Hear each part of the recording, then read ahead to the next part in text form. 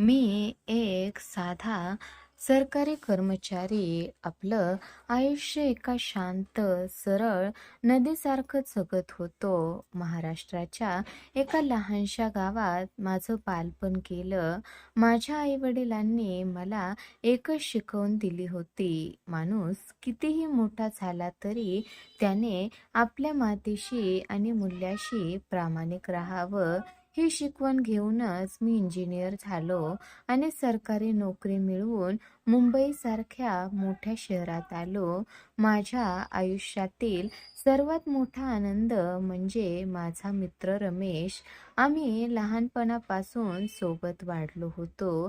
रमेश माझ्यापेक्षा जास्त बोलका आणि हुशार होता, पण त्याला सरकारी नोकरीची कधीच आवड नव्हती. अरे, सरकारी नोकरी म्हणजे आयुष्य एका चौकटीत बंद करणं. तो नेहमी म्हणायचा, माझं आयुष्य व्यवस्थित चाललं होतं, पण त्यात प्रेमाची जागा अजून रिकामी होती. माझ्या घरच्यांनी माझ्यासाठी प्रिया नावाच्या मुलीला पसंत केलं. प्रिया ती इतकी सुंदर होती की तिला पाहून कोणत्याही पुरुषाने स्वप्नात पाहिलेली अप्सरा वाटावी. ती पहिल्यांदा माझ्या घरी आली तेव्हा माझ्या हृदयाची धडधड वाढली. तिने हसून माझ्याशी बोलताना विचारलं, तुम्ही सरकारी नोकरी करता म्हणून तुम्ही कठोर आणि नियमानुसार वागता का? तिच्या प्रश्नावर मी हसून म्हटलं, नाही, सरकारी नोकरी ही माझ्या आयुष्याची शिस्त आहे, प्रेम नाही. तिने हसून मान हलवली. तिचा तो निष्पाप चेहरा पाहून मी तिच्या प्रेमात पडलो. रमेशनेही तिच्या सौंदर्याचं कौतुक केलं, पण त्याच्या बोलण्यात एक वेगळीच चमक होती, जी मला त्यावेळी समजू शकली नाही. आमचं लग्न झालं. लग्नानंतरचे काही महिने माझ्या आयुष्यातील सर्वात सुंदर काळ होता. प्रिया माझ्या प्रत्येक कामात मदत करायची, पण हळूहळू तिच्या वागण्यात एक अनामिक बदल जाणवू लागला. ती माझ्यासोबत असली तरी तिचे लक्ष तिच्या मोबाईलवर असायचं. रात्री उशिरापर्यंत येणारे फोन कॉल्स, शॉपिंगसाठी वारंवार बाहेर जाण्याची बहाणे आणि माझ्या प्रश्नांवर तिचे चिडणे, रागावणे, या सगळ्यामुळे माझं मन अस्वस्थ झालं होतं. संशयाची धुके आणि एकाकी शोध. एके रात्री जेवताना ती तिच्या मोबाईलमध्ये पूर्णपणे हरवून गेली होती. मी तिच्याकडे पाहिलं. तिचे डोळे चमकत होते आणि चेहऱ्यावर एक गोड हसू होतं. मी हळूच विचारलं, कुणाचा फोन होता? तिने माझ्याकडे न पाहता उत्तर दिलं, काही नाही, ऑफिसमधील मैत्रीण होती, काहीतरी कामाबद्दल बोलत होती. पण तिचा आवाज कापत होता.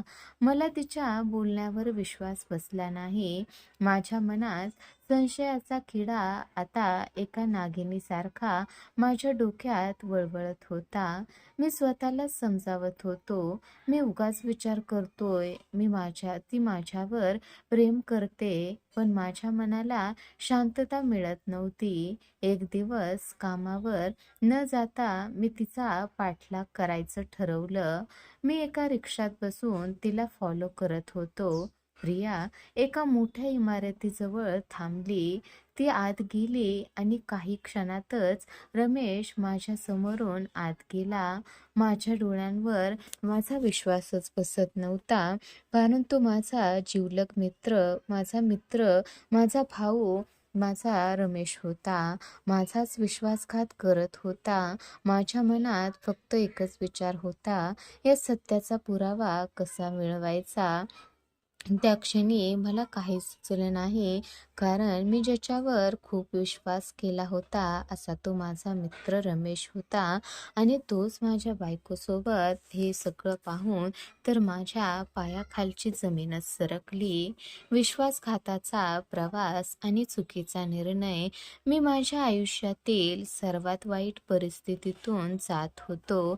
मी माझ्या मीनाला सर्व काही सांगितलं. मीनाला मी सुरुवातीपासूनच ओळखत होतो. ती शांत, समजूतदार आणि तिच्या कामात अत्यंत निष्ठावान होती. मी तिला माझ्या घरात पाहुणी म्हणून राहायला बोलवलं. मीनाने हळूहळू प्रियाशी मैत्री केली.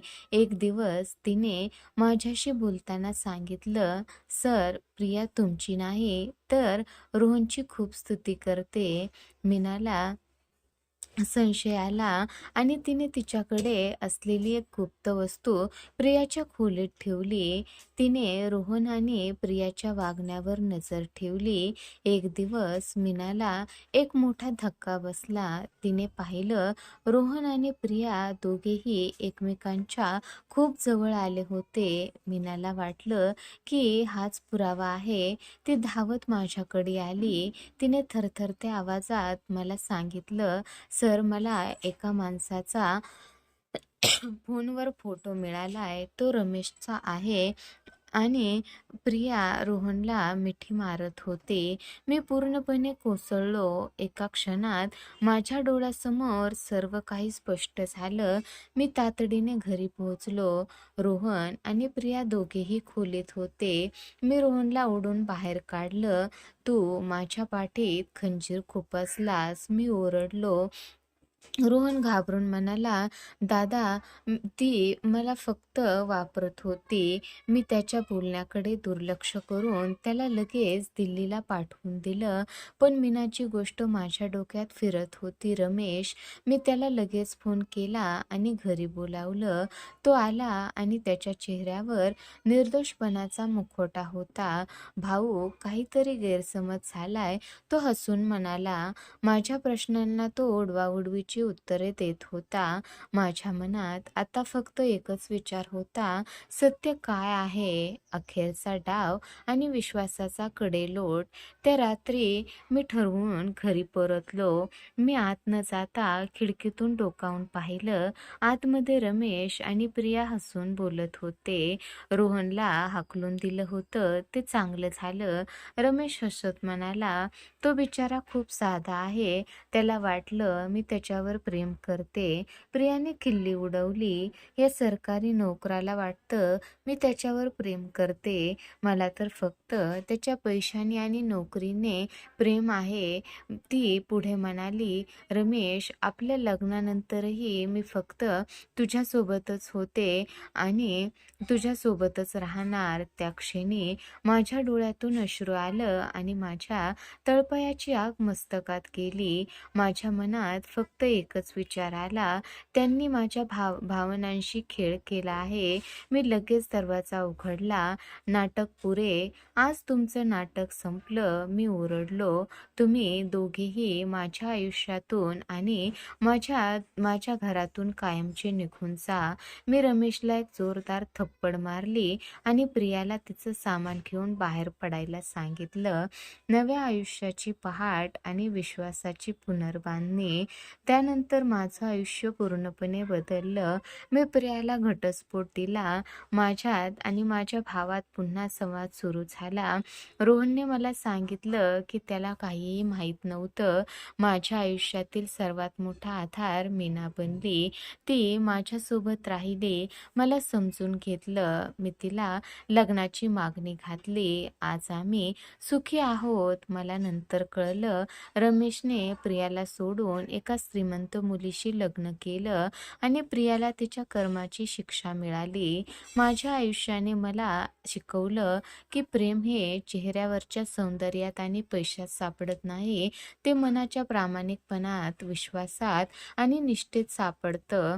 आणि कधी-कधी सर्वात जवळची माणसंच सर्वात मोठा विश्वासघात करतात. पण आयुष्यात आपल्याला एक अशी व्यक्ती नक्कीच मिळते, जी आपल्याला त्या तुटलेल्या विश्वासाची आणि प्रेमाची पुन्हा जाणीव करून देते. तर मित्रांनो, काय वाटतं तुम्हाला या कथेबद्दल? नक्की कमेंट करून सांगा आणि अशाच नवनवीन अर्थपूर्ण कथा ऐकण्यासाठी आपल्या चॅनलला नक्की सबस्क्राईब करा.